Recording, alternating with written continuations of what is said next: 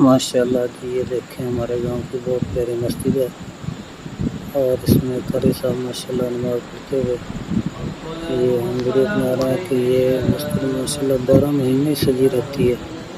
इसको यहाँ के लोग जो है ना वो बहुत चाह से मोहब्बत से मस्जिद को सजा के रखते हैं।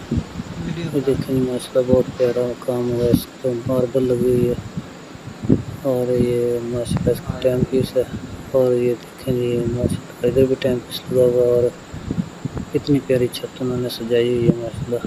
कलीनें बिछी हुई हैं और भी नमाज़ी बैठे लोग नमाज पढ़ रहे हैं और माशाल्लाह ये जिसका सेन है देखें ये पार्किंग है मोटरसाइकिल वगैरह खड़ी करने के लिए और ये माशाल्लाह देखें सुभान अल्लाह क्या माशाल्लाह खूबसूरत मीनार है इसके।